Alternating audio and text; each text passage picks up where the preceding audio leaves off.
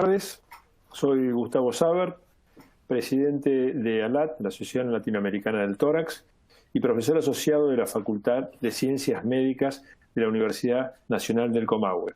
Y junto a la doctora Patricia Latour Staffield, presidenta electa de SLAI, profesora asociada de la Universidad Nacional Pedro Enrique Ureña de República Dominicana y directora del Centro Avanzado de Alergia y Asma, queremos darle la bienvenida al webinar Asma y Rinitis en la época de COVID-19. Esta actividad fue organizada por la Asociación Latinoamericana del Tórax en alianza con la Sociedad Latinoamericana de Alergia, Asma e Inmunología, SLAI, y con el patrocinio irrestricto de GSK en un programa de educación a distancia en relación a la pandemia COVID-19. Antes de continuar, vamos a dar algunos pequeños detalles. Todos los participantes están silenciados de manera tal de poder optimizar el desarrollo y la transmisión de las presentaciones. Por favor, recibirán preguntas a través de las opciones P&R habilitadas en la plataforma del webinar. Al finalizar las disertaciones, tendremos espacio para contestarlas. Las presentaciones se desarrollarán en español, pero se podrán enviar también preguntas en portugués y en inglés que las podremos traducir y contestar. Esta actividad está siendo grabada de manera tal de que estará disponible para ver on demand en los portales de las instituciones participantes. Agradecemos a ustedes que al finalizar el webinar se tomen unos pocos minutos para completar una encuesta para ayudarnos a mejorar este tipo de actividades. Muchas gracias y los dejo con la doctora Patricia Latour Staffield. Patricia. Buenas tardes. Gracias, Gustavo. En primer lugar, yo quisiera agradecer a la Asociación Torácica Latinoamericana por su colaboración en este seminario web, así como a nuestro distinguido panel de profesores oradores internacionales que nos van a brindar esta tarde sus conocimientos y perspectivas sobre la pandemia de COVID-19.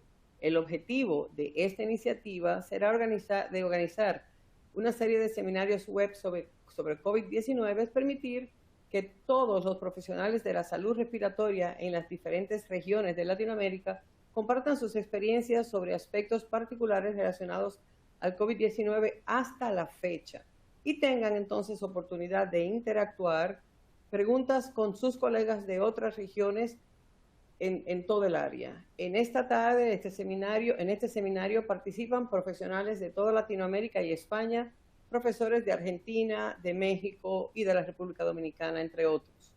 Entre los temas que vamos a abarcar en esta sesión de esta noche están el manejo del asma en la epidemia de COVID, la relación de rinitis, anosmia y ageusia en los pacientes con COVID-19, los tratamientos biológicos y COVID-19 en la pediátrica y, como siempre hacemos, las sesiones de preguntas y respuestas a final de cada sesión.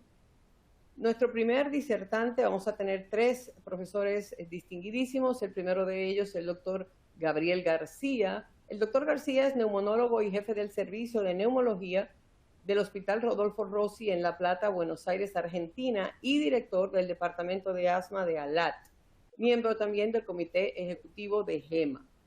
A continuación, luego de su ponencia, nos va a acompañar el doctor Maximiliano Gómez.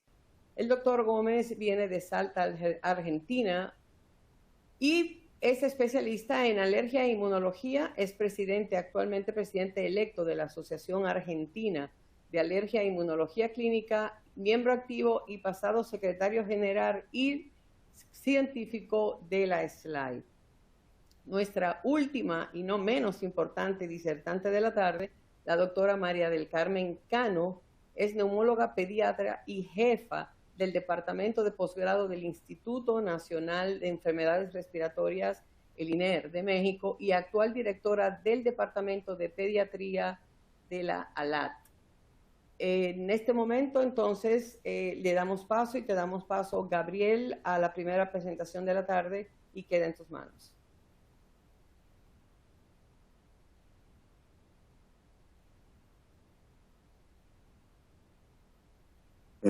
Por haber permitido charlar sobre asma y COVID. La verdad que nos pasan muchas cosas desde que estamos en plena pandemia, en plena cuarentena, y que yo quiero compartir algunas cosas con ustedes que son de todos los días. Cuando pensé en preparar esta charla, en todo momento se me venía a la cabeza algo que todos los días me viene y me peleo con todo el mundo, pero que la realidad pasa esto. Y déjenme contarles una simple cosa fuera de tema. Hace unos años aquí en Argentina había un programa de humor,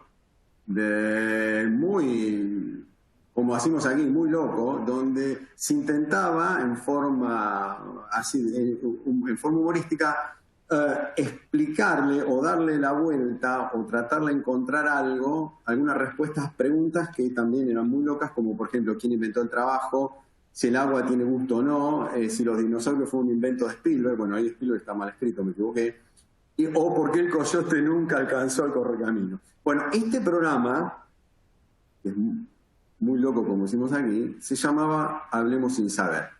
¿A qué viene todo eso? Es que mi sensación, desde que estamos en plena pandemia y todos los días discutimos en mi servicio, discutimos con los médicos, nos peleamos con los infectólogos, a ver qué es lo último que salió y demás, es que la sensación es que estamos hablando sin evidencia. Toda la información que nos llega y todas las cosas que nos llegan, la gran mayoría, estamos todos los días cambiando de cosas y son basadas con muy poca evidencia, con muy poco sustrato. ¿No me creen? Miren, les voy a mostrar una cosa. Esto lo hice ayer y es, ¿qué información hay sobre asma y COVID?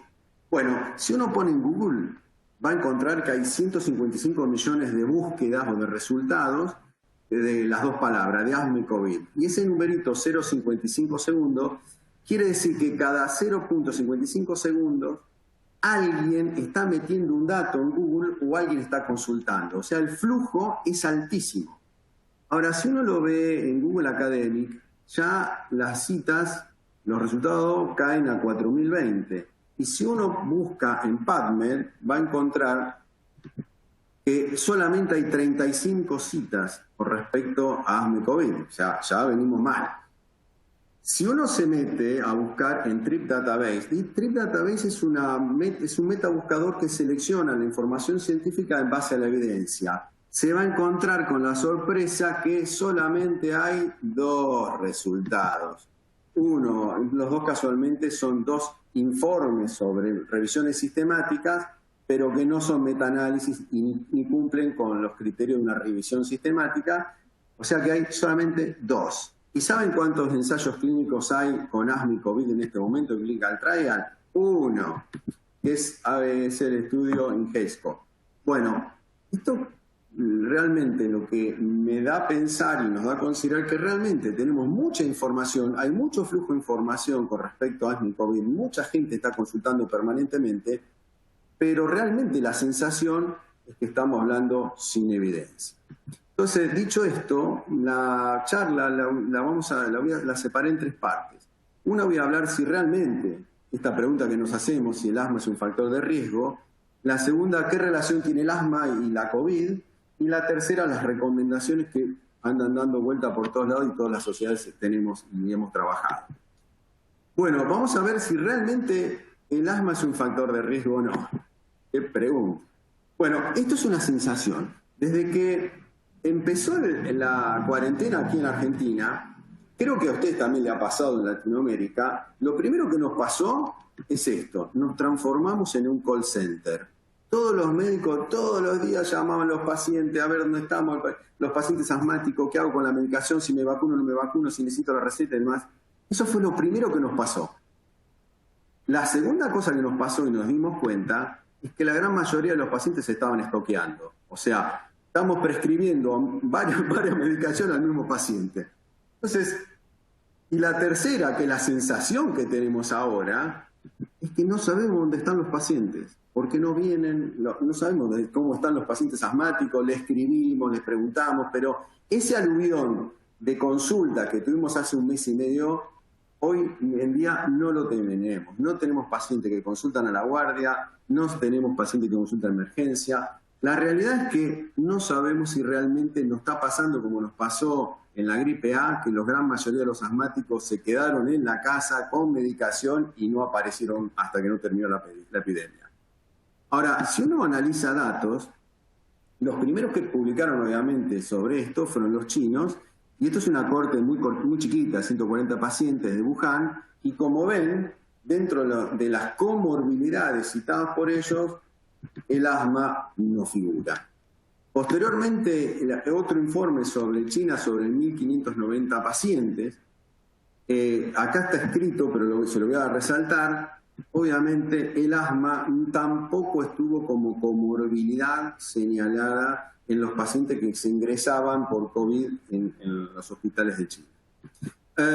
Hace pocos días hubo una publicación, porque la gran mayoría, si uno lo buscan, son comentarios de editores, cartas de editores, pero ninguno son ensayos clínicos o cohortes así publicadas.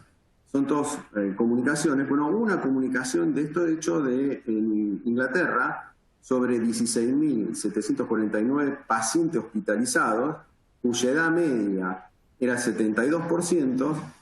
Ellos encontraron que el 14% eran asmáticos.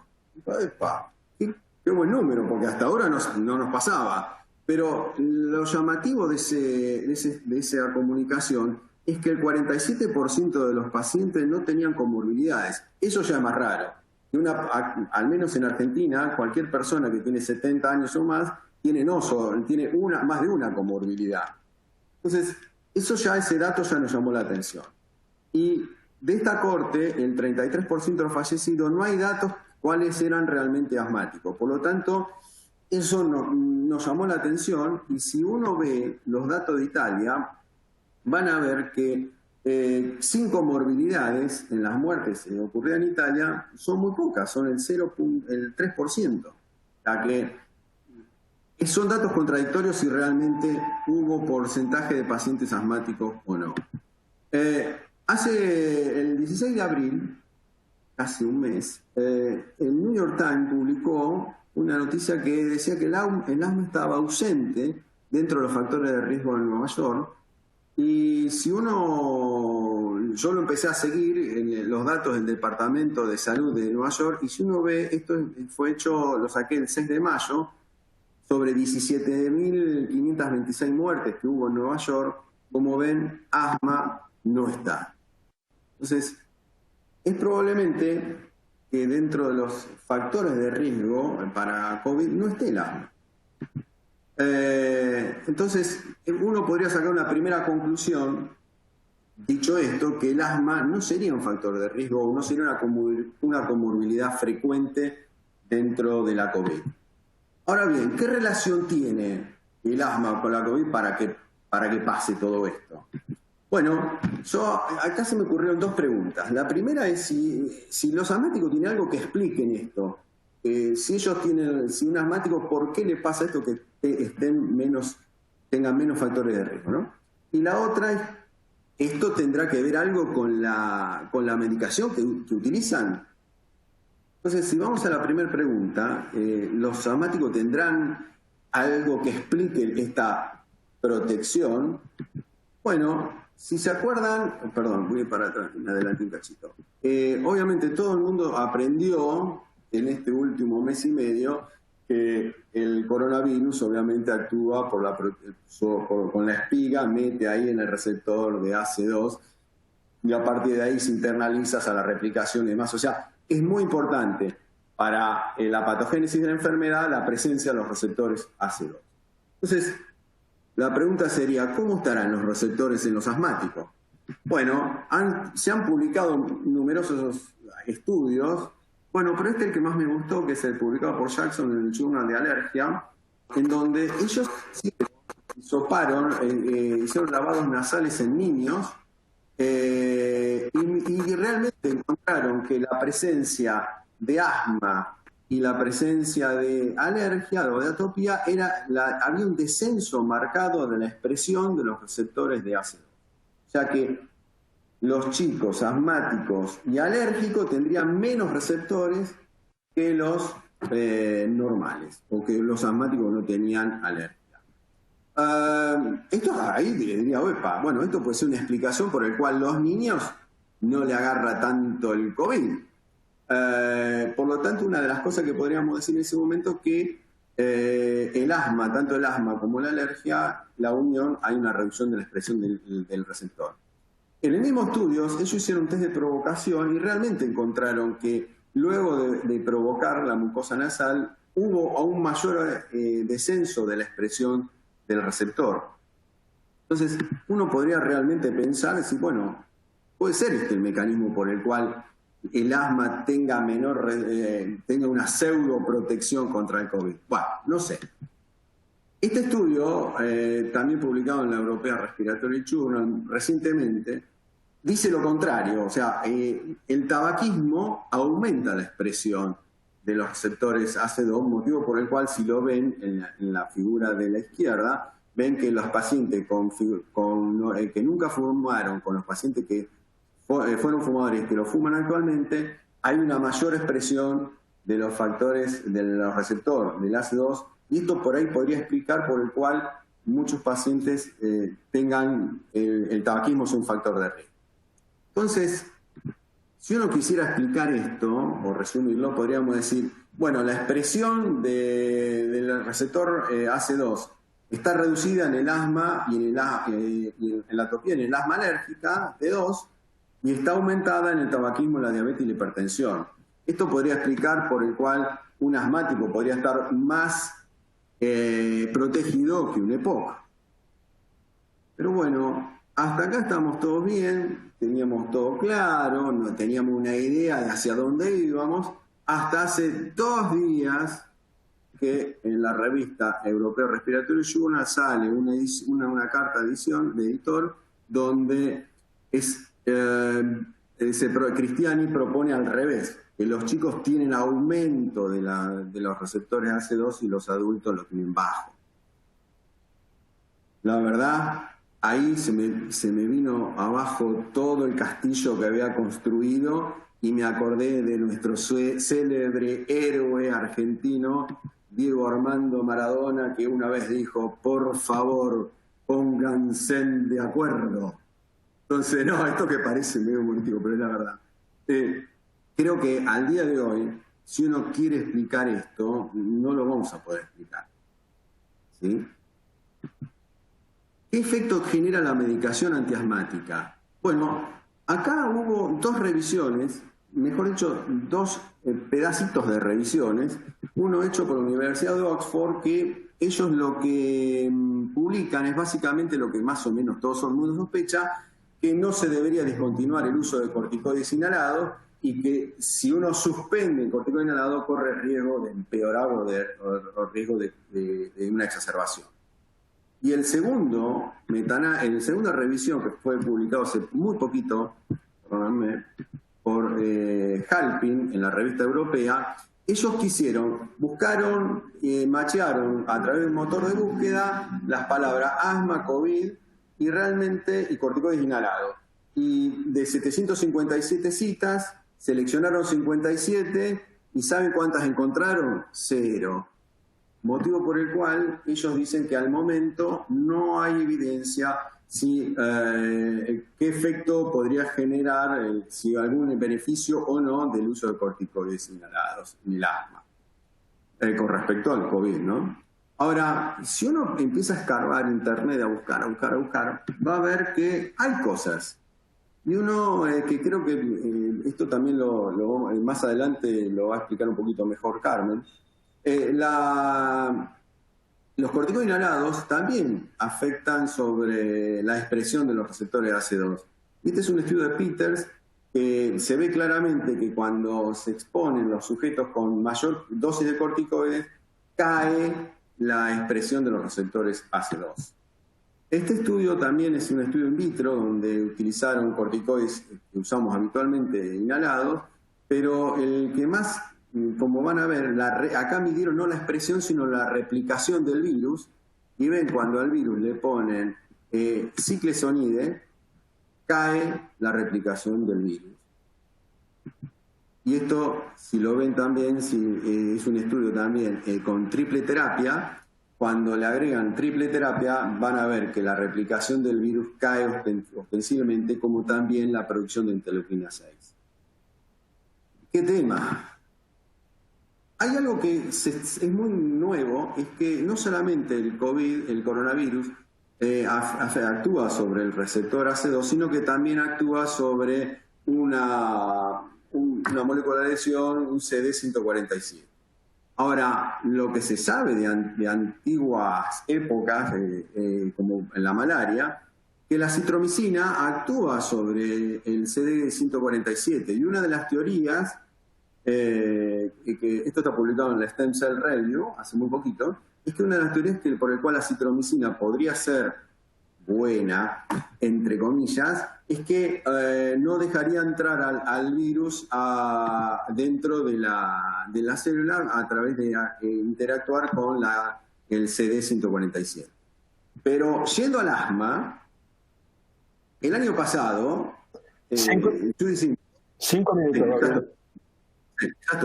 Judy presentó esta cosa que nosotros sabemos bien, que la administración de acitromicina reduce en esputo la interleuquina 6 y la interleuquina 6 en suero. Motivo por el cual esto no tiene explicación. Vamos a las recomendaciones brevemente. Nosotros, ALAT, desde el año pasado somos partner de GEMA. Entonces, hemos elaborado, recientemente hemos sacado la GEMA 5.0 y hay un capítulo, si lo quieren consultar, sobre qué conducta hacer o qué posición toma GEMA sobre COVID. Y las recomendaciones son muy fáciles. El padecer asma o alergia no parece asociarse en forma independiente a una mayor probabilidad de desarrollar o fallecer por COVID. No existe evidencia que constate que los tratamientos habitualmente empleados en el tratamiento empeoren el pronóstico del COVID. No se recomienda realizar espirometrías ni esputo inducido. Los pacientes deben seguir tomando el mismo tratamiento, obviamente consultando con su médico y demás. Y hemos hecho, que esto por ahí Mari Carmen también lo va a contar, hemos hecho una tabla de recomendación con respecto a los medicamentos. Estos, en la parte izquierda van a ver todos los medicamentos que usamos para el asma, y acá están los posibles medicamentos que uno usaría para COVID.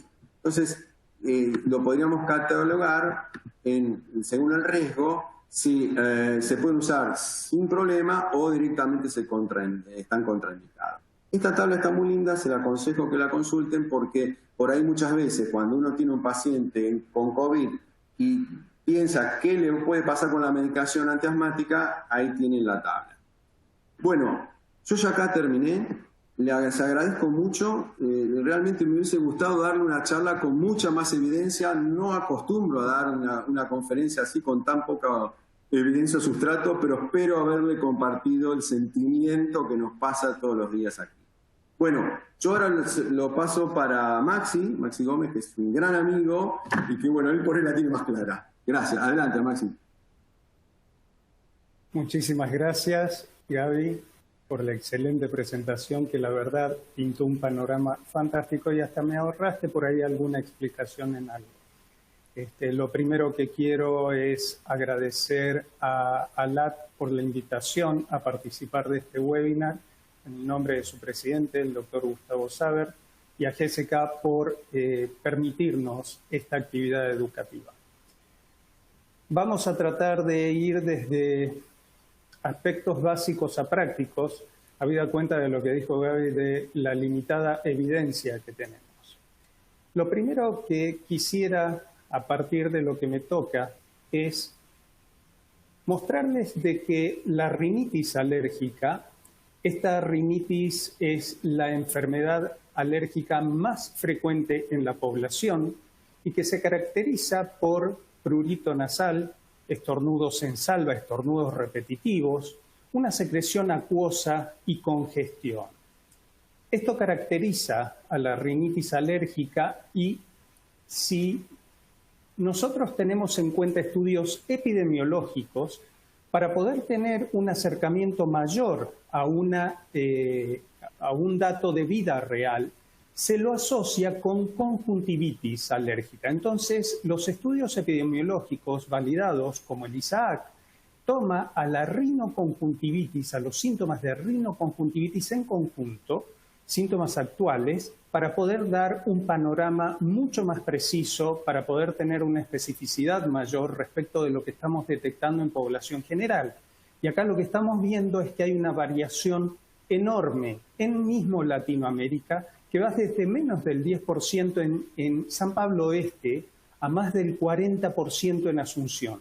Tengamos en cuenta que estos datos tienen 10 años o más, es el estudio ISAAC fase 3, en población de adolescentes, pero ya empezamos a tener una idea acerca de cuál es la prevalencia de esta enfermedad en nuestra población. Y estos son datos de Argentina, en los cuales mostramos datos de la primera fase del ISAAC en comparación con la tercera fase del ISAAC, y vemos que prácticamente no hay diferencias. Y un estudio mucho más reciente que tenemos de Argentina, con encuestas telefónicas validadas también, nos muestran de que el porcentaje de población que padece rinitis alérgica es del 20%. Esto significa que 1 de cada 5 está presentando rinitis alérgica actualmente. Respecto de la rinitis, ¿es algo característico el tema de la alteración del olfato? Acá tenemos del año 2015 una revisión sistemática del JACI en el cual se ve que la disfunción, la alteración del olfato puede ir desde el 20 al 40%. Esta revisión sistemática lo que ve es que en los diferentes reportes tienen datos acerca de que esto puede aumentar en su frecuencia de acuerdo a la duración de la enfermedad, la evolución y síntomas persistentes. Esto es una característica de la rinitis alérgica y vamos a insistir en esto. Estos síntomas que mencionamos como cardinales se repiten, persisten. Y la presencia de alteraciones del olfato parecen incrementarse con el aumento de la severidad. Sin embargo, en datos muy recientes de ahora, se reporta casualmente de que los síntomas de rinitis generalmente no van acompañados de la alteración del sentido del olfato. Si nos metemos en anosmia directamente ahora para ver las causas, una de las cosas que tenemos que ver es que comúnmente se produce pérdida del olfato a partir de una infección viral. Y, casualidad, miren a quién tenemos aquí, coronavirus. Recuerden que hay diferentes tipos de coronavirus, ¿sí? Pero también rinovirus, Epstein-Barr, herpes pueden llegar a generar anosmia. Lo que nos toca ver a los alergólogos y a los otorrinos también en conjunto es que a partir de la rinosinusitis crónica con poliposis y las cirugías que amerita esta condición, suele verse también alterada la sensibilidad en cuanto al olfato. No olvidemos que también son causas de anosmia, neoplasias, como las que se mencionan aquí, y en un estudio poblacional de Estados Unidos, las causas asociadas a la anosmia, lo que se encontró como significativamente asociado fue el consumo elevado de alcohol. Acá vemos unas imágenes a la izquierda, van a ver una fibroscopía donde muestra la lesión de la impronta de este neuroblastoma, que lógicamente, viendo acá en el techo de la nariz, puede alterar el olfato. Y si ven la tomografía, este corte coronal en donde se está viendo en la parte derecha de la fosa nasal toda la obstrucción, la masa ocupante en esta cuestión. Tenemos también otro tipo de tumores como meningioma, pero si se logra ver en la tomografía esta obstrucción, que inclusive tiene impronta hacia la parte ocular, fíjense que no altera la estructura, la arquitectura de lo que son los cornetes ni de los senos paranasales. Por tanto, no esperaríamos que este paciente tenga alteración de la respiración, de la ventilación nasal, sino alteración del olfato por este tumor casualmente alterando aquí. Pero en la derecha es lo que habitualmente vemos y que podemos llegar a verlo simplemente con una rinoscopía anterior. Ustedes ven abajo el cornete medio y están viendo esa impronta de dos masas nacaradas que son los pólipos. Esto es lo que habitualmente vemos en este tipo de pacientes. Nos metemos ahora un poquitito con lo que significa el coronavirus, y todos ya conocen de que este virus utiliza el receptor AC2 para poder ingresar a la célula y para poder infectarla. Esta es una revisión acerca de los mecanismos inmunes que genera la infección por coronavirus. Es una revisión que realmente la recomiendo, me gustó mucho porque es un resumen de todo este gráfico tan complicado. La verdad de que a quien le interesa esto se lo recomiendo. Pero metiéndonos un poquito en algo un poco más práctico, un poco más tangible, vemos aquí una biopsia de epitelio nasal en el cual vemos que la expresión del AC2 se lo encuentra en la membrana basal de este epitelio escamoso no queratinizado, pero no lo logran identificar aquí en la superficie de las células epiteliales. Esto es un trabajo publicado en el 2004. Ya algo mucho más reciente, si ustedes logran ver el cuadro, en la parte superior derecha, van a ver de que la presencia de receptores AC2 en tejido humano se lo encuentra en el epitelio respiratorio y también en el epitelio olfatorio. Pero quiero que presten atención a lo que es el texto que está remarcado también y que lo vemos en el gráfico, respecto de que no sería el único factor por el cual puede ingresar el coronavirus a la célula a infectar. No tenemos muy en claro si funcionan ambos como esta proteasa de transmembrana y también estarían involucradas catepsinas en este epitelio, con lo cual tengamos en cuenta que esto se encuentra en el epitelio nasal. Si vemos acá, en esta parte y en lo que está remarcado del gráfico, es donde vemos toda la mucosa olfatoria, todo su esquema en esta cuestión. Y si estamos diciendo de que encontramos receptores a donde se puede alojar, a donde puede ingresar el coronavirus, lo primero que tenemos que recomendar al vecino, al pariente, al panadero, a quien sea que nos encontremos y entre nosotros, es un tapaboca y nariz, ¿sí?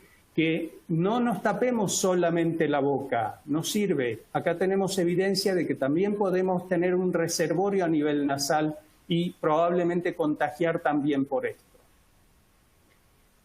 ¿Qué tan frecuente es la anosmia en correlación con la infección por coronavirus? Quiero mostrar datos muy dispares, así como lo planteó inicialmente Gabriel. Acá tenemos una serie de que sobre 60 pacientes de que tenían detectado COVID, prácticamente todos tenían alguna alteración del olfato. De hecho, en esta serie encontraron más del 50%, más de la mitad de estos pacientes directamente anósmicos, ¿sí? Anulado su sentido del olfato. Tenemos otro aquí en el cual un poco más de pacientes, 114, la anosmia ya no es de más del 50%, sino de menos. Y un dato interesante en esto es que la recuperación espontánea se daba habitualmente hasta las 4 semanas. Pero tenemos una revisión sistemática también, supuestamente, de todos los trabajos que fueron revisados asociando la infección por coronavirus, la detección de coronavirus, asociado a síntomas de la vía aérea superior. Y acá no encuentran ningún estudio que reporte alteración del olfato. Por tanto, tenemos desde prácticamente todos a ninguno. Quise mostrarles o seleccioné este trabajo porque me pareció que metodológicamente nos puede aportar un poquito más de datos, porque esto es una comparación que se hace entre pacientes que tuvieron infección por influenza, negativos para coronavirus, y los comparó con los pacientes positivos para coronavirus y vieron cuáles tenían alteración del olfato y del gusto. Y ustedes verán acá una un análisis absolutamente significativo respecto de lo que es la posibilidad de tener alteración del gusto y del olfato, lógicamente a favor de coronavirus, muy poco asociado a influenza. Cuando estos datos se ajustaron por tabaquismo y por la obstrucción nasal, siguieron siendo significativos. Sin embargo, acá el intervalo de confidencia fue mucho más amplio, pero persistían siendo significativos. Y acá lo ponemos por aparte al tema de la alteración del gusto, debido a que esto puede presentarse disociado de la alteración del olfato. En este sentido, también quise hacer una selección respecto de un estudio que se hizo en Europa en más de 400 pacientes, en los cuales todos se los seleccionaba a partir de ser positivos para coronavirus. Pero estos pacientes se seleccionaron solamente los pacientes que tenían una presentación de leve a moderada en cuanto a su afectación. Los criterios de inclusión de este trabajo eran pacientes adultos confirmados por coronavirus, pero los criterios de exclusión eran que hubieran tenido alguna alteración del gusto o del olfato antes de la epidemia y los pacientes que estaban como graves en terapia intensiva. Ustedes se imaginarán que si le pedimos a un colega intensivista, por favor, podemos hacer la revisión y el seguimiento y la evolución y la detección de alteración del gusto y del olfato, lo más probable es que nos insulte con algo irreproducible, ¿sí?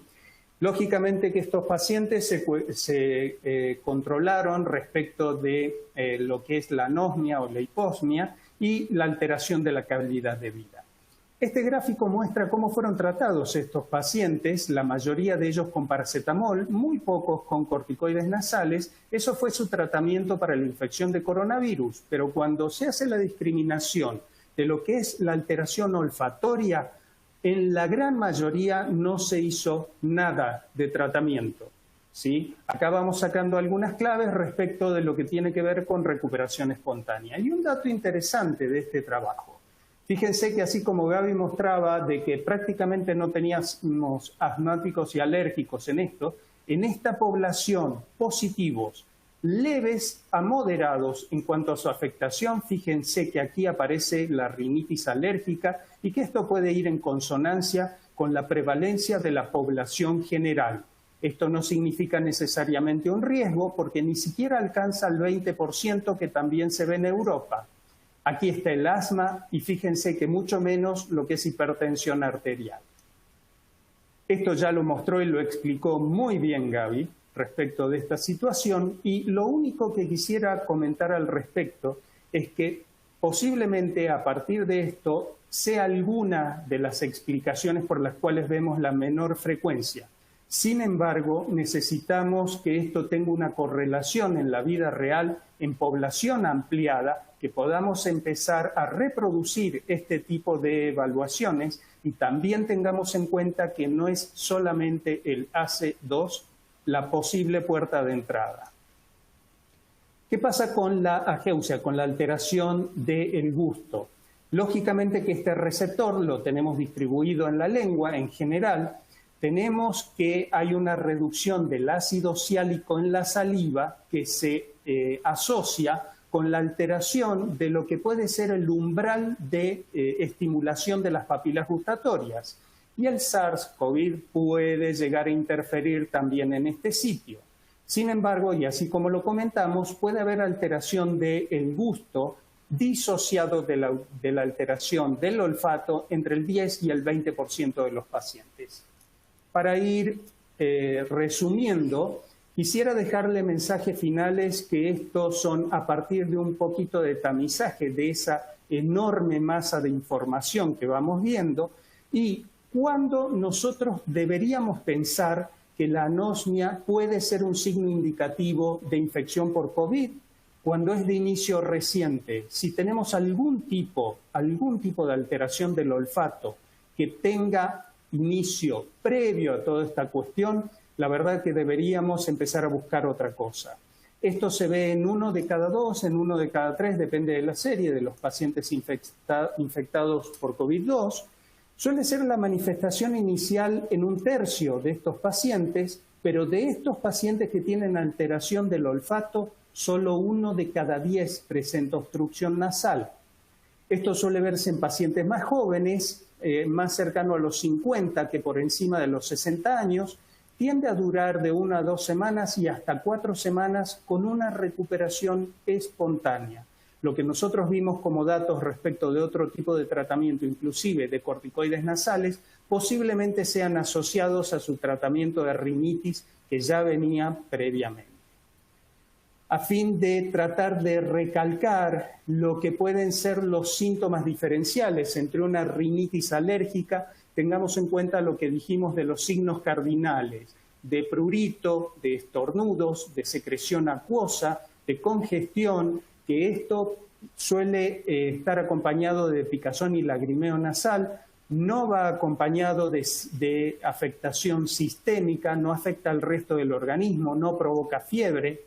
El resfriado que tiene que ver ya por un rinovirus o por influenza puede manifestar este mismo tipo de signos y síntomas. Sin embargo, suele haber algo de lo que es afectación de la faringe, dolor, fiebre, aunque sea leve, y afectación probablemente de la parte muscular, mientras que nuestra estrella no suele tener característicamente este tipo de afectación, suele ir más con fiebre, con tos seca, con dolor de garganta, y esa tos inclusive hasta puede generar dolor torácico y en algunos casos pudiera llegar a tener afectación del aparato digestivo.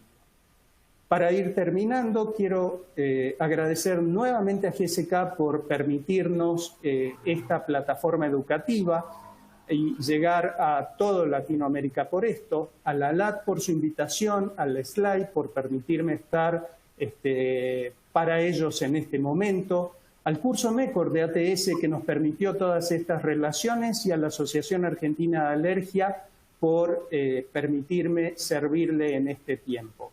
No quiero dejar pasar esta oportunidad para desearle un feliz día del alergólogo a todos los latinoamericanos. Hoy sería el cumpleaños del profesor Carlos Baena Cañani, esto es en su honor.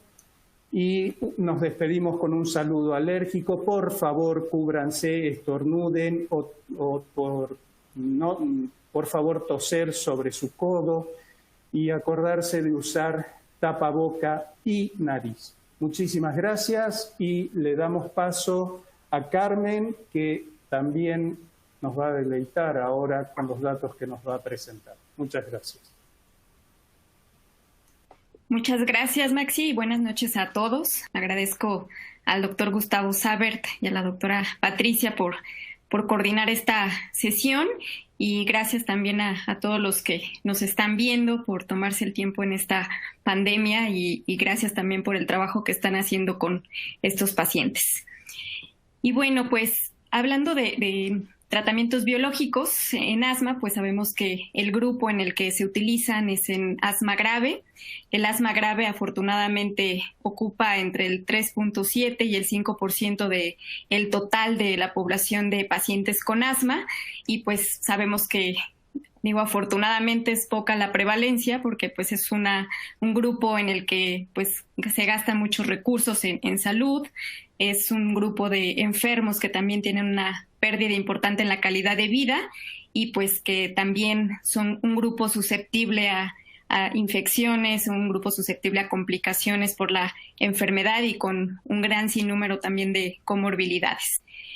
Y bueno, pues ya lo decían mis compañeros, pues no se ha visto una correlación tan importante en pacientes que tienen asma y esta infección por el SARS-CoV-2. Está la serie de 140 pacientes en Wuhan y pues si vemos de todas las comorbilidades, pues todas las enfermedades alérgicas en realidad no se observan, ni siquiera asma, rinitis alérgica, estas dos enfermedades que estamos tratando en este día, pues en realidad en muchas de las poblaciones en China pues no se detectan como una enfermedad. En este cuadro igual podemos ver diferentes estudios, incluidos este de Wuhan en China, pero pues otros que también están en Canadá, por ejemplo, en Taiwán, y también vemos que la prevalencia de asma en estos pacientes, en estos grupos, en realidad también es muy baja, o incluso no se reportan casos cuando se asocian con COVID-19. Tampoco se ha visto esta asociación en enfermos que se complican, en enfermos graves y que llegan a un servicio de terapia intensiva. Sin embargo, pues datos como en Estados Unidos que reporta la CDC, pues podemos ver que el asma ocupa un lugar importante dentro de las enfermedades asociadas en pacientes hospitalizados, no necesariamente pacientes graves, pero si vemos incluso la población pediátrica, pues es mucho mayor la causa de asma como una enfermedad asociada en pacientes hospitalizados. Entonces, también lo vemos frecuentemente, pues en los niños es la enfermedad respiratoria crónica más frecuente. Entonces, pues también no es de extrañar que podamos ver este aumento de prevalencia comparado con la población de adultos, en donde pues sabemos también que la enfermedad pulmonar obstructiva crónica es en donde se detectan más casos y también una mayor mortalidad dentro de este grupo de enfermedades respiratorias crónicas.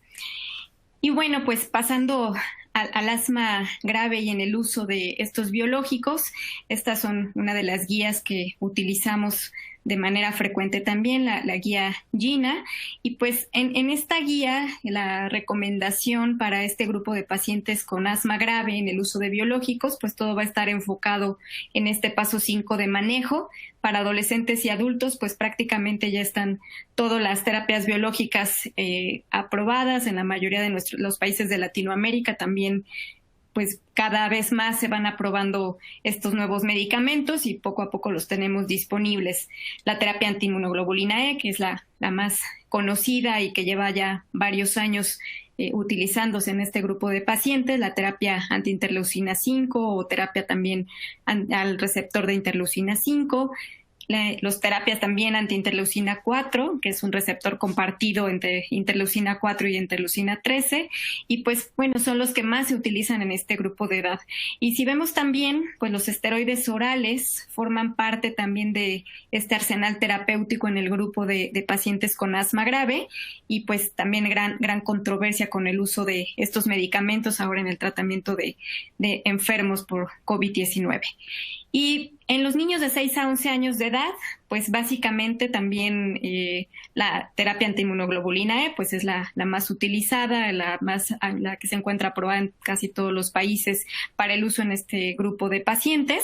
Y también pues ya tenemos a la terapia antiinterleucina 5 desde los 6 años de edad, también aprobada ya en varios de los países, incluyendo en Latinoamérica. Entonces, poco a poco también se incluyen cada vez más estudios que nos hacen demostrar esta utilidad de las terapias biológicas nuevas en la población pediátrica. Esta es la guía GEMA 5.0, en la que pues Gaby participó activamente, sobre todo también en este capítulo de asma grave. Y pues aquí también podemos observar que en el último paso de tratamiento, el escalón 6, de hecho es un paso que también es exclusivo para este grupo de pacientes con asma grave. Aquí se utilizan para la población de adolescentes y adultos prácticamente también todos los biológicos, y siempre pues va a ser agregado a esta terapia ya básica que la sabemos, esteroide inhalado en combinación con un LABA, y el esteroide inhalado siempre a dosis altas. En los niños también hablamos de esta población en pequeños, acerca de la terapia biológica, y los únicos dos también que se encuentran aprobados en la mayoría de los países, el omalizumab y el mepolizumab, que es el ejemplo de la terapia antiinterleucina 5, que pues en la mayoría de los países se empieza a aprobar a partir ya de los 6 años de edad. ¿Y qué pasa con el asma grave? Pues en el asma grave vemos que los pacientes también deben de continuar el tratamiento. Ya lo vimos, los esteroides inhalados y la terapia con LABA, que sería el tratamiento de base en este grupo de pacientes, debe de continuar, y en el caso de que estos pacientes estén recibiendo algún esteroide sistémico, también la recomendación es continuar con el tratamiento. Sabemos que cualquier reducción en las dosis de esteroides inhalados, o bien en este caso reducir la dosis de esteroide sistémico o suspenderlo, pues nos va a llevar a un empeoramiento de los síntomas de asma y pues posiblemente lleven a exacerbación y hospitalización en este grupo de pacientes, que es lo que queremos evitar en esta época. Entonces se recomienda continuarla. Gina también nos habla acerca de continuar esta terapia con tratamiento biológico. No debemos de suspenderla. Actualmente tampoco hay alguna evidencia que nos diga que este grupo de pacientes dentro del asma sean los que más se complican, y que estos tratamientos biológicos tampoco se ha demostrado que sean un factor de riesgo para tener infección o bien para tener una mayor complicación en el asma, ¿no? Entonces la recomendación es continuarlos, no suspender súbitamente estos esteroides sistémicos. Gema, pues ya también nos decía Gaby estas recomendaciones que se hicieron y que todo fue basado en literatura que se encontró hasta el mes de marzo, y pues también podemos ver lo mismo. Básicamente es no suspender el tratamiento. No se ha demostrado que los pacientes con asma o con alergia tengan una mayor probabilidad de complicarse o de fallecer también por COVID-19, por lo tanto deben de continuar con el tratamiento.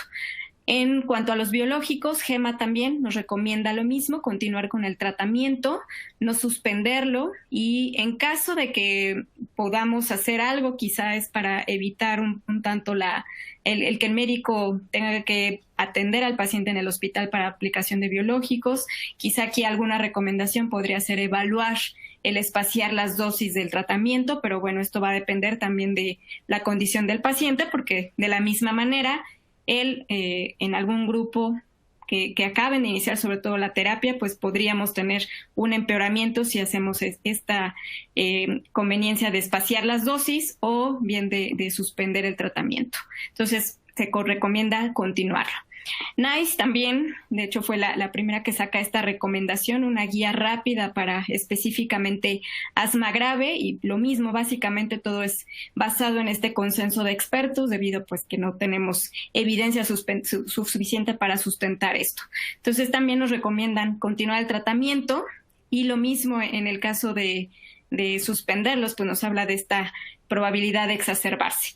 Y en el caso de los biológicos, pues también esta recomendación de poder capacitar también al paciente para autoadministrarse el medicamento, que pues esto ya también muchos de los biológicos permiten en estos dispositivos, en las jeringas prellenadas, que el paciente pueda colocárselo en casa, ¿no? Ya se empezaba a hacer desde antes, ahora con esta pandemia pues se recomienda reforzarlo en los pacientes, o bien atenderlos en una clínica comunitaria, que pues si bien aparentemente podremos no encontrar casos de COVID, pues sabemos que con esta transmisión comunitaria en realidad en cualquier lugar podríamos encontrar una infección.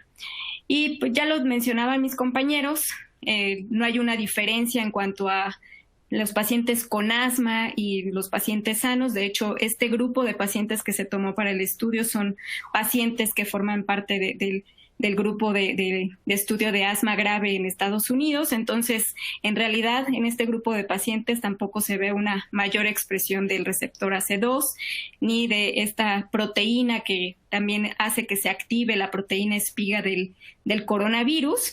Y sin embargo, por ejemplo, la proteína, el ICAM1, que sabemos que sirve para la adhesión del rinovirus. En el caso del rinovirus, pues aquí sí vemos que está expresado en un mayor porcentaje en los pacientes con asma, y esto pues también lo vemos como complicación en cada invierno, que estos pacientes susceptibles a infecciones por rinovirus puede ser que se compliquen con una infección de vías aéreas inferiores, una neumonía, y no ser como lo común en una vía aérea superior, ¿no? Como causante de infección. Y pues también vemos el efecto que tienen los esteroides, sobre todo también pareciera tener este efecto de dosis dependiente. A una mayor dosis tendríamos, pues en teoría, una mejor protección en cuanto a esta expresión de receptor AC2 y de esta proteína transmembrana que puede activar al coronavirus, ¿no? Entonces, pues podríamos pensar en este efecto protector de los esteroides inhalados. Los esteroides sistémicos, aquí es importante en el grupo de asma grave, pues son pacientes que lo utilizan de forma continua en muchos de los casos, y esto pues nos hace también pensar en todas estas comorbilidades y con estas enfermedades que pueden tener estos pacientes, ¿no? Entonces también tenemos a la diabetes, la obesidad, la hipertensión, que son 3 de las comorbilidades que sí se han visto que tienen una mayor probabilidad de complicarse, incluso de mortalidad, ¿no? En caso de infección de COVID-19. Entonces, en ese grupo de pacientes es donde quizá tendríamos que tener una especial atención en cuanto a la observancia cuando tenemos un paciente infectado, ¿no?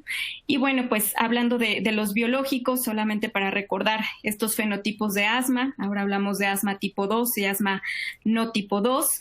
El asma tipo 2, a su vez, puede ser eosinofílica alérgica o eosinofílica no alérgica, y el asma no tipo 2 puede ser neutrofílica o puede ser pausigranulocítica.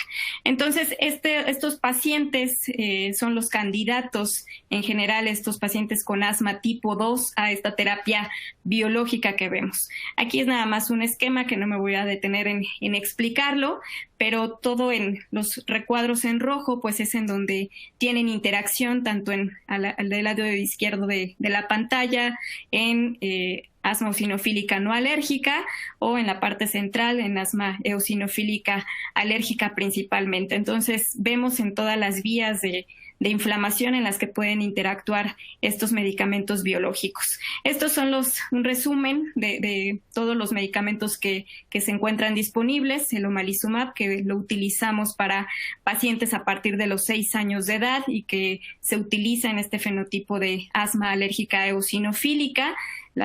Es un medicamento que se administra vía subcutánea y puede ser cada 2 o cada 4 semanas, dependiendo la dosis por el peso y calculado también por niveles de inmunoglobulina E sérica total. El dupilumab, un medicamento que actúa en contra del receptor de interleucina 4, que es un receptor compartido de IL-4 e IL-13, y este medicamento pues lo podemos utilizar a partir de los 12 años de edad en pacientes con asma eosinofílica y que también es dependiente de esteroides. El mepolizumab, un anticuerpo monoclonal antiinterleucina 5, a partir de los 6 años de edad también, y el reslizumab, que pues no está disponible en la mayoría de los países, pero también tiene el mismo mecanismo de acción. El benralizumab, un anticuerpo monoclonal en contra del receptor alfa de interleucina 5, y también se utiliza en este fenotipo de asma grave eosinofílica a partir de los 12 años de edad.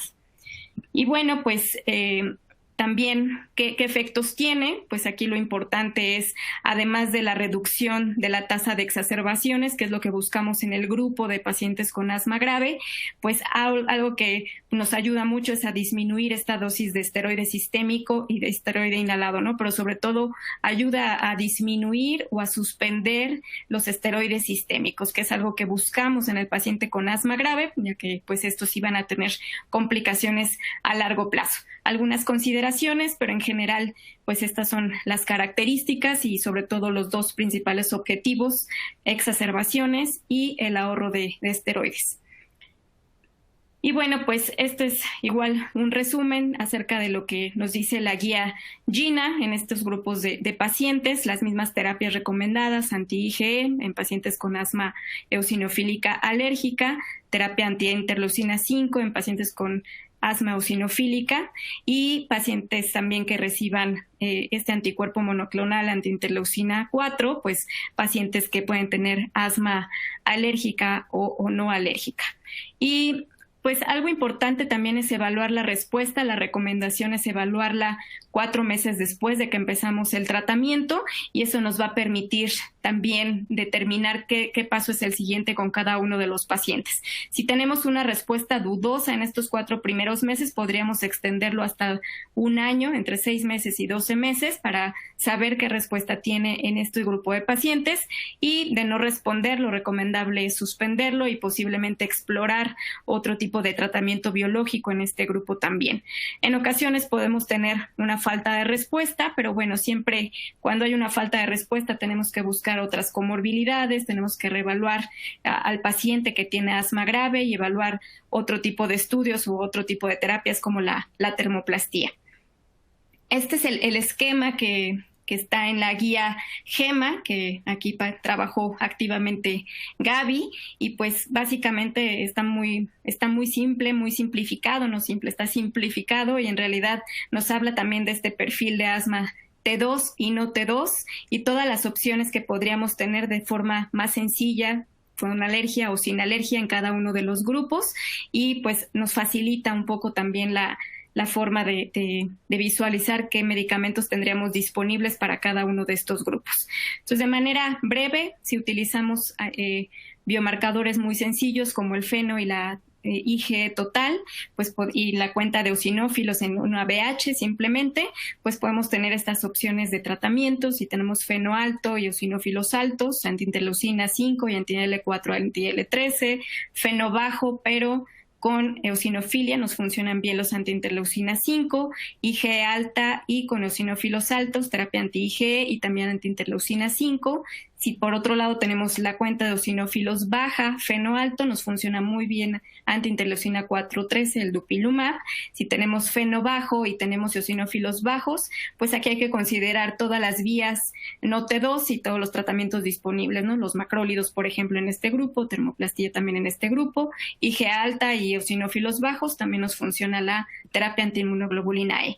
Y ya nos decía Gaby, este esquema que es muy importante porque nos habla acerca de las interacciones medicamentosas que pudieran tener los pacientes que tienen tratamiento para COVID-19, todos los tratamientos experimentales pues que se están utilizando, y vemos el grupo de tratamientos biológicos. En realidad en ninguno se encuentra una recomendación para suspender el tratamiento o porque tenga alguna interacción moderada o grave con alguno de los fármacos empleados. Y bueno, para concluir, el asma controlada no se asocia a un mayor riesgo de COVID-19, de ahí la importancia de continuar el tratamiento. En asma grave deben continuarse sin duda los tratamientos biológicos y considerar estas posibles interacciones de medicamentos, ¿no? Que siempre habrá nuevos medicamentos y estar atentos a las posibilidades en cada paciente. Y si utilizan esteroide oral, también debemos de continuarlo, intentar disminuir la dosis en lo posible, pero si no, continuarlo para evitar una exacerbación del paciente. Muchas gracias por su atención.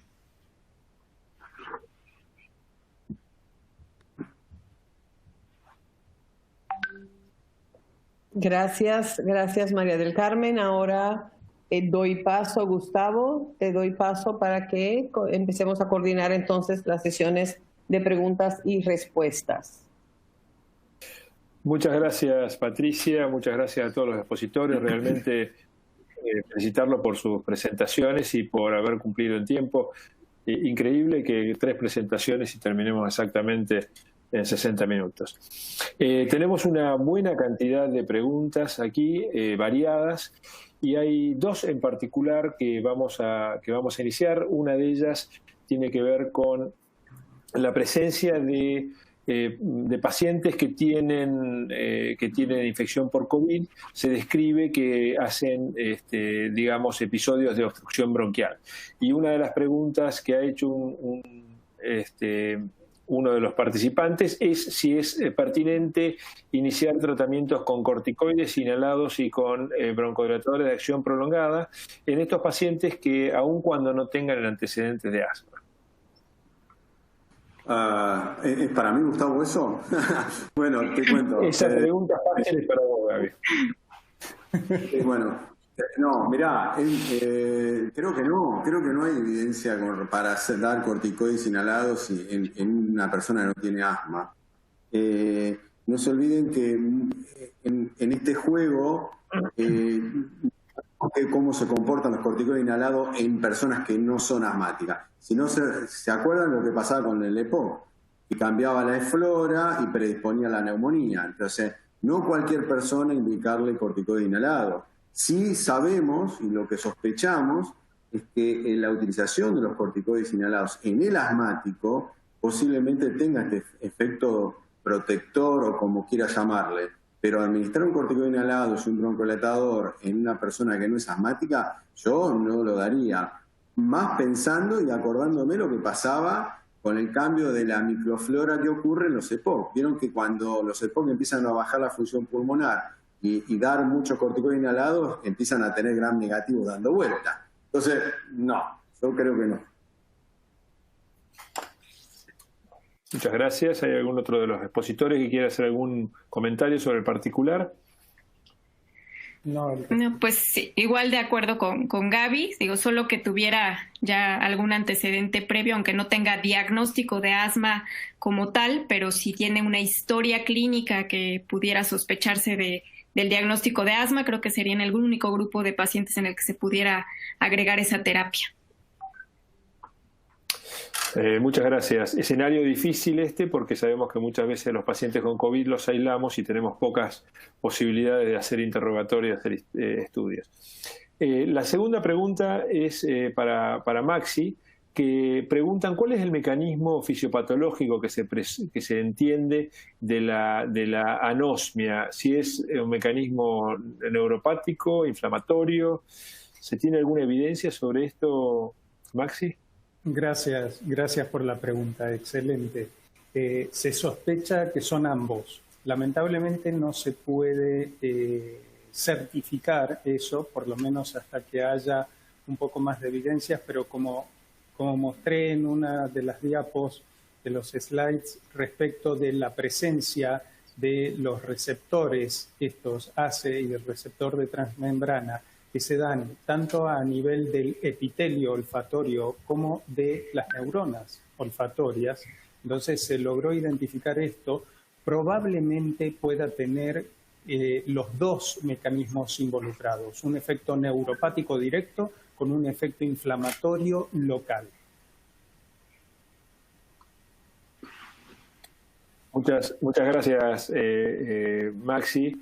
¿Hay algún otro comentario sobre el particular o pasamos a las siguientes preguntas? Patricia, ¿quieres comentar alguna?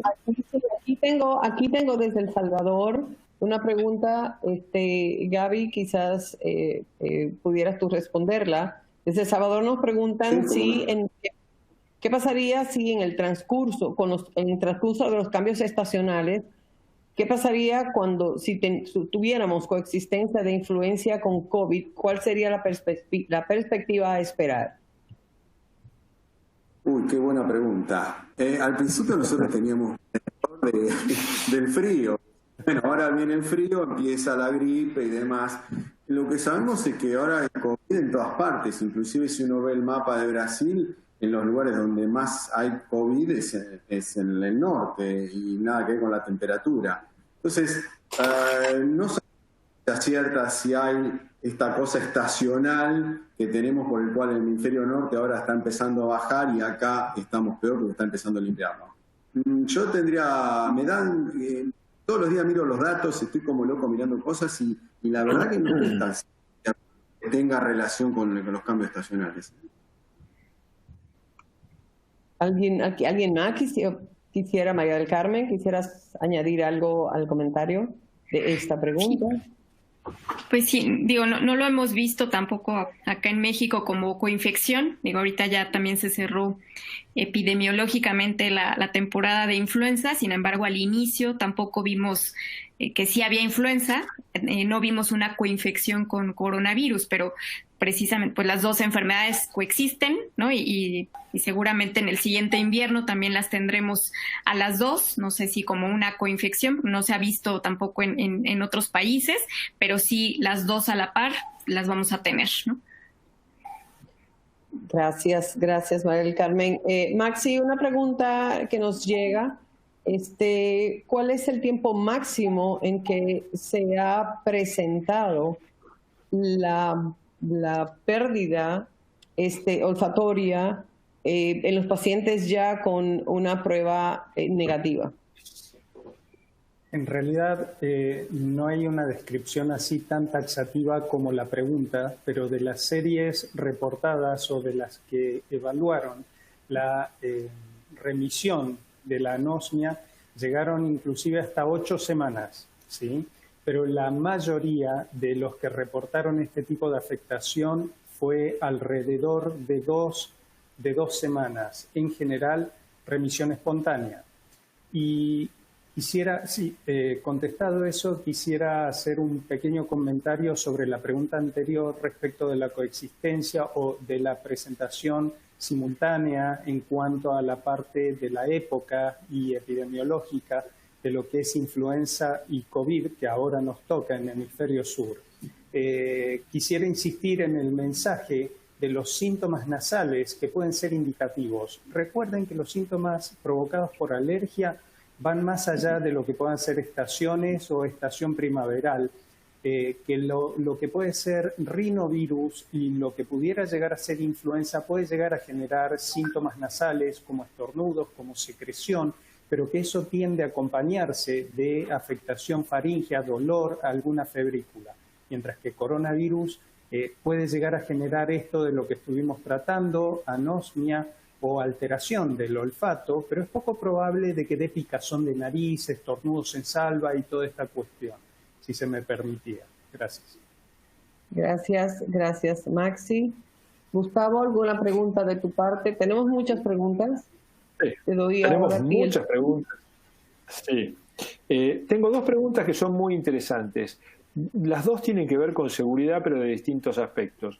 La primera es pacientes que tienen asma, si es seguro mantenerlos en el ambiente laboral y en particular si son pacientes que son trabajadores de la salud. O sea, debieran restringirse como los pacientes mayores de 60 años o los pacientes diabéticos o los pacientes con cardiopatía, o si con las evidencias que tenemos sería seguro enviarlos a trabajar, y en particular los agentes de salud que están más expuestos. Qué buena pregunta, Gustavo. No sabes, te agradezco mucho esa pregunta porque desde que empezó todo esto, todos los asmáticos nos llamaban para pedir un certificado por el trabajo porque era factor de riesgo. Recomendaciones de acá Argentina decían que los pacientes asmáticos tenían que ir hacia la casa. La realidad es que a la fecha no es un factor de riesgo. Entonces no habría ningún problema para una persona continuar con su trabajo. El tema es que como figura, en muchos datos figura enfermedades respiratorias crónicas, de ahí en esa bolsa entran todo, entra la EPOC, entra la bronquitis crónica, la bronquiectasia y el asma. Yo cuando empezó todo esto, en las primeras semanas estuvimos haciendo certificados de asmáticos para que, uno, porque realmente pensamos, mirá, tiene una función pulmonar muy baja, tiene un trabajo que tiene contacto con la gente y demás, bueno, este es de riesgo, pero también había un montón de gente que venía a pedirnos un certificado para no ir a trabajar directamente. Entonces, si uno lo analiza ahora, después de 40 y pico días de cuarentena que tenemos acá en Argentina, uno puede tranquilamente pensar que no sería un factor de riesgo como para que el paciente no vaya a trabajar. No sé si Mari Carmen allá en México pasa lo mismo, pero esta es la sensación que yo tengo, ¿eh? Sí, también sucedió lo mismo, era la duda, ¿no? Al pensar, pues como lo vivimos con la influenza, que en realidad ahí sí es una enfermedad en la que los pacientes están expuestos a la infección, pues pensábamos que era muy parecido igual a coronavirus y finalmente sí también siempre está la disyuntiva. Sin embargo, si el paciente está controlado, si está con tratamiento, pues creo que es seguro que esté en el ambiente laboral, incluyendo al personal de salud, y así lo hemos manejado también nosotros acá en México. Entonces no habría por qué mandarlos a casa. Gracias. La segunda pregunta en términos de seguridad tiene que ver con la realización de espirometrías en el escenario de COVID. O sea, la espirometría es el instrumento más útil para la neumología, para hacer diagnósticos de asma y de enfermedad pulmonar obstructiva crónica, y también sabemos que estamos exhalando y que es un riesgo, digamos, la exposición a partículas aéreas, ¿no? Entonces, ¿cómo se está manejando esto? Mirá, pues, 3 cosas. Dale vos primero, Mari Carmen, dale, contale vos. No, pues bueno, solo igual el contexto depende de la espirometría, pero si es una espirometría que es para seguimiento de el paciente con asma, pues debemos de evitar realizarla en este momento, esa es la recomendación. Si el paciente, no urgiría hacer un diagnóstico de asma, ¿no? En caso también de que necesitáramos hacer un diagnóstico por espirometría en el contexto de un enfermo de COVID. Sin embargo, si se requiriera hacer una espirometría, pues sí se tienen que tomar estas medidas de bioseguridad en los laboratorios de función pulmonar, y esto pues prácticamente corresponde a todas las enfermedades infectocontagiosas, y pues es utilizar el filtro de antimicrobiano, algunas recomendaciones en cuanto al tamaño de la habitación, la ventilación en el lugar donde se está realizando la espirometría.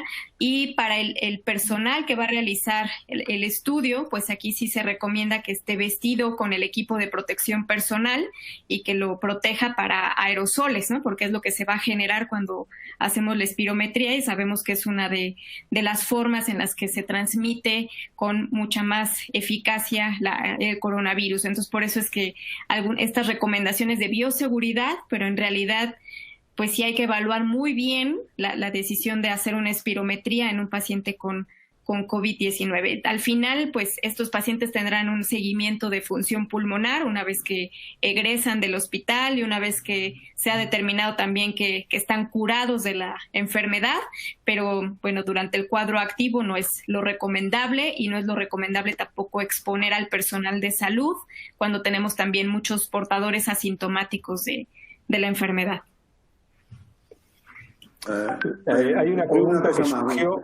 Una sola cosa. Gabriel. Es re importante, es re importante. No nebulizar a los pacientes.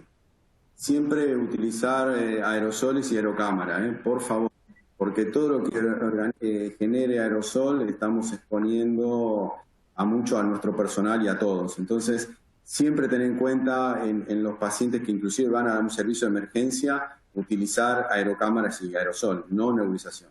Listo, era eso. Bueno, había alguna pregunta ya para terapia nebulizada y ya la has respondido anticipadamente, Gaby. Pero una pregunta que surgió aquí ¿es necesario hacer un test de COVID de PCR? Porque el test rápido con serología sería tardío, ¿no? Antes de hacer una espirometría, ¿correspondería? Mira, dale. Yo creo que lo que tenemos que hacer es tener bien claro, como dice Mari Carmen, primero evaluar la necesidad de hacer la espirometría. La realidad es que nosotros la espirometría diagnóstica no estamos haciendo porque realmente estamos viendo muy pocos pacientes asmáticos, no están casi viniendo.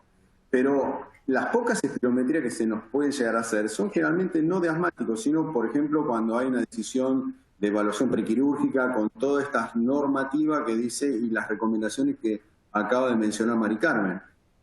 Yo no sé si me parece que no es someter a un gasto más para por ahí no saber si realmente vamos a tener un gran rédito en todo esto. No sé si vos opinás lo mismo, Mari Carmen.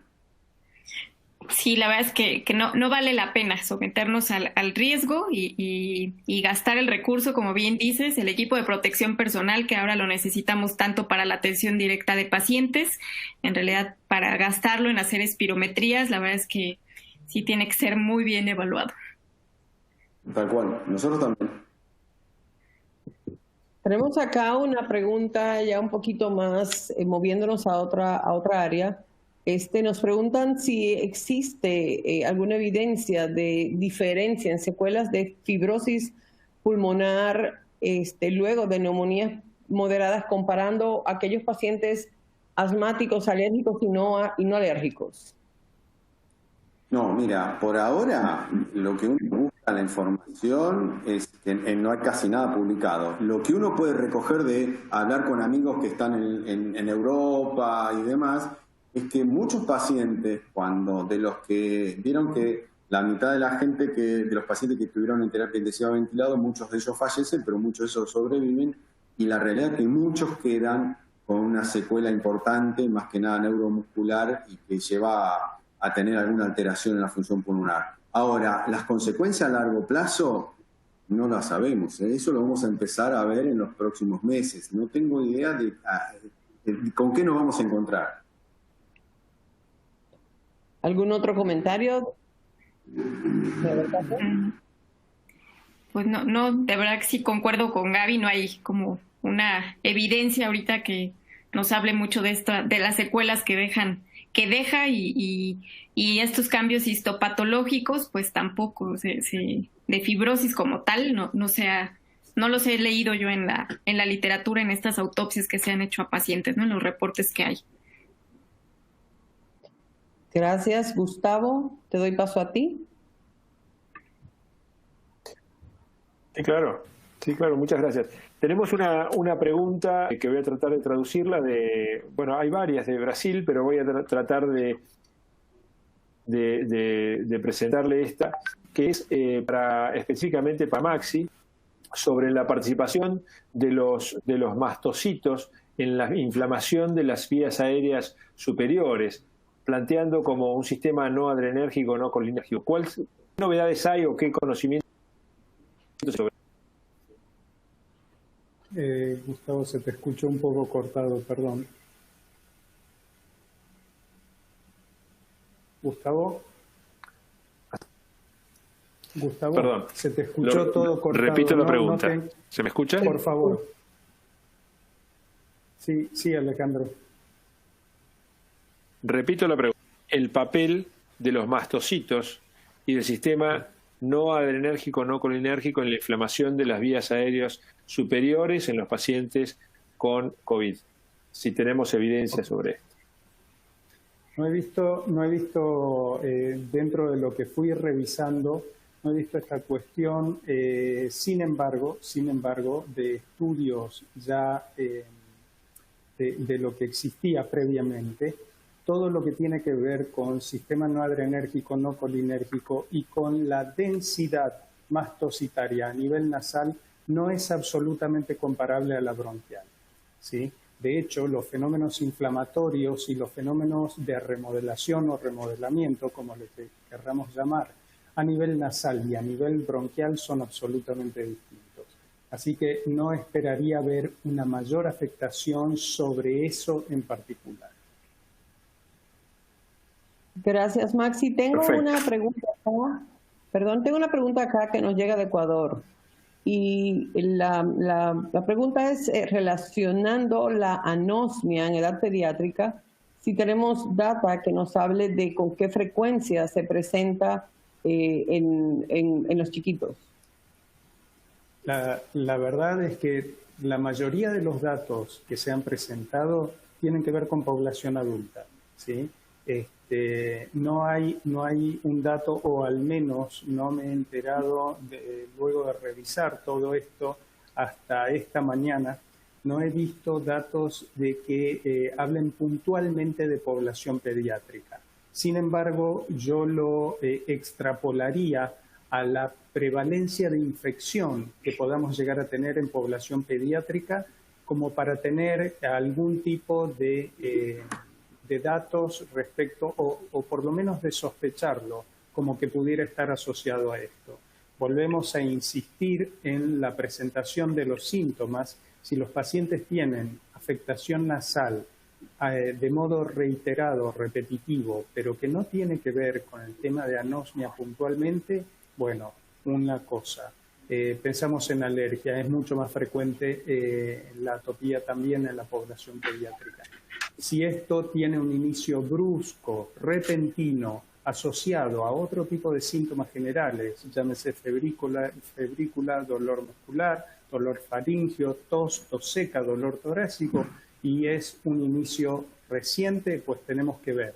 Tengan en cuenta también que en la población pediátrica se han descrito afectación de tipo gastrointestinal que parecía absolutamente no relacionada con esto.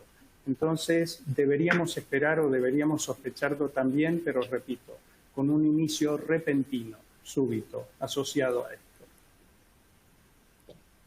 Bien, gracias. Tengo una pregunta que no quiero dejar sin hacer, no quiero que se quede sin respuesta. Y si es acerca de las pacientes embarazadas, alérgicas o con asma bronquial y COVID, si han presentado alguna complicación extraordinaria por su condición. No, nosotros lo que hemos visto en los registros nuestros es que no. Y que una asmática embarazada se trata igual que cuando no está embarazada.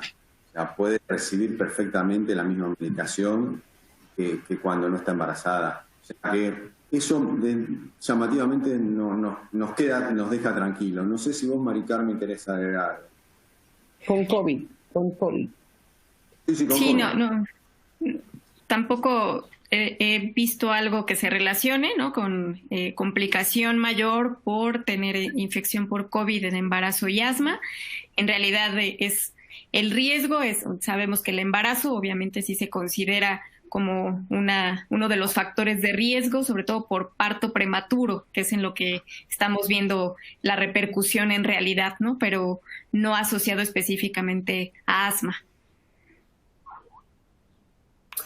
Gracias. Bien. Gracias, Gustavo. Muchas gracias. Sí, veo que hay 3 preguntas o 3 comentarios relacionados con la vacunación antigripal en este escenario y la vacunación antineumocóxica. No es motivo para esto, pero debemos recordar a toda la audiencia que para evitar la coinfección y la coexistencia de 2 infecciones que pueden superponerse y que son potencialmente graves, mucho más COVID, pero se recomienda la vacunación antigripal a la población de riesgo y también la vacunación antineumocóxica. Tengo 2 preguntas que son relacionadas al uso de corticoides inhalados. La primera es para Maxi, que se plantea, hago las 2 juntas y después que se respondan, si plantean si la utilización de corticoides inhalados sería perjudicial o sería beneficioso para los cuadros de COVID con afección de la vía aérea superior. Y la segunda pregunta, lo dejo abierto a los expositores, es si existiría alguna utilidad de utilizar corticoides de diferente potencia local para los pacientes asmáticos que tengan COVID o que tengan obstrucción bronquial en el escenario de COVID. Bueno, por el tiempo vamos a responder breve. Los corticoides intranasales han demostrado el mismo beneficio en este caso que lo que se presentó respecto del beneficio de mantener controlada la inflamación a nivel bronquial. Con respecto a los corticoides inhalados, Gustavo, el que tengas, esa es mi respuesta. No hay una gran diferencia con respecto uno de otro en el medio de la pandemia. Es el que se consiga, el que tenga. Es la verdad. Al menos la opinión. Sí, también concuerdo, no hay una preferencia por tipo de esteroide y sabemos que todos son equipotentes, todos tienen una dosis equivalente, entonces, pues, en realidad no hay una preferencia por alguno en especial. Un comentario al respecto. Probablemente Bien. La pregunta tenga relación respecto de que hubieron algunos reportes sobre el efecto de beneficio de ciclesomida y de budesonida respecto de la disminución de la expresión de los receptores. Así que probablemente vaya por ese lado. Quizá. Gracias. Muy bien. ¿Nos queda tiempo para una última pregunta rápida o qué dice Patricia? Pues bueno, aquí tenemos, es una pregunta que nos viene haciendo referencia a las guías GEMA, en donde se menciona que el paracetamol tiene un 26% de posibilidad de desencadenar asma en estos pacientes. A ver, María del Carmen. Pues no específicamente en COVID, ¿no? O sea, sabemos que hay estudios epidemiológicos, así es como se ha determinado como algunos de los medicamentos que se han relacionado como factores de riesgo, ya se ha descrito el paracetamol. Sin embargo, pues son estos estudios epidemiológicos que en realidad no hay una asociación fuerte, ¿no? Como para decir, ya no demos paracetamol porque te va a dar asma, pues no podemos hacer esa recomendación. No sé si Gaby quiera ampliarlo. No, totalmente de acuerdo. No. Ahí está bien, perfecto. Tengo una última pregunta, a ver cuál de ustedes quisiera responderla. Si es posible teorizar que en los pacientes asmáticos con corticoides o terapia biológica tengan alguna diferencia en la generación de menor inmunidad permanente, menos niveles de producción de inmunoglobulina G posterior a la infección por COVID. No está alguna información relacionada. en realidad no se ha visto nada así asociado. Lo que se ha visto un poco en cuanto a inmunidad, por ejemplo, es la disminución de la cuenta de eosinófilos asociado a la eosinopenia, asociado a infección por COVID-19, pero en realidad es algo que se recupera, ¿no? Pero no hay otro dato que yo conozca en cuanto a la inmunidad. No, simplemente si se me permite, una de las cosas que era la interleuquina 6 que estaba elevada, pero bueno, ya está. Listo. Si se me permite, el tema de los corticoides como inmunosupresores, en el caso de suprimir una respuesta de este tipo, tienen que ser una inmunosupresión por corticoides. O sea, tenemos que hablar de corticoides sistémicos y a dosis elevadas. Respecto del resto de las cuestiones, sí se ha visto de que hay una disminución, hay una linfopenia en general y sobre todo de CD8, de citotóxicos y todo eso, que es lo que favorece este mecanismo inflamatorio. Pero si es por el corticoide en sí, es muy difícil que sea por el inhalado. Sí, la linfopenia sí y la eosinopenia, ¿no? Pero así como específico, como para asma, no. No. Bien. Muchas gracias. Yo quisiera ya con el tiempo encima, se quedaron muchas preguntas que llegaron de todo el área, de todos los países tenemos aquí preguntas, pero el tiempo es un tirano aquí con nosotros. Yo quisiera de manera muy especial agradecer a Gabriel, a Maxi, a María del Carmen por sus excelentes exposiciones en la tarde de hoy y despedirme yo agradeciendo también la invitación a compartir con ustedes este panel. Gustavo, me despido y te paso a ti entonces la palabra para cerrar nuestro compartir de conocimientos del día de hoy. Muchas gracias, Patricia. Ha sido un gusto y un honor estar compartiendo este webinar. Desde ALAT queremos agradecer a SLAI y también a GSK por haber auspiciado esta actividad en forma irrestricta. Digamos, quisiera en particular destacar y reconocer a los 3 expositores que han dado una perspectiva muy clara acerca el asma en la época del COVID. Antes de finalizar y agradecerle a los participantes, les quisiera hacer un recordatorio rápido de que nos tomemos unos pequeños minutos para hacer una evaluación de manera tal de que podamos identificar los futuros temas y continuando mejorando esta serie de webinares. Invito a todos para unirse en las siguientes presentaciones que tengamos y recordarles que este webinar va a estar disponible a demanda en los portales de las distintas organizaciones. Les deseo a todos que se mantengan en salud y que se cuiden ante la pandemia de COVID-2019 y nuestros mejores deseos y pensamientos para todos ustedes. Vamos para la encuesta y muchas gracias a todos los asistentes. Gracias. Gracias. Muchas gracias a todos. Gracias a todos. Un abrazo grande. Cuídense, por favor. Buenas noches. No dejamos de tener expectativas de recibirlos a todos en el Congreso de ALAT 2020 en Buenos Aires en diciembre. Eso. Muchísimas Podemos gracias. empezar a votar. Podemos empezar a votar. Pasamos a la siguiente.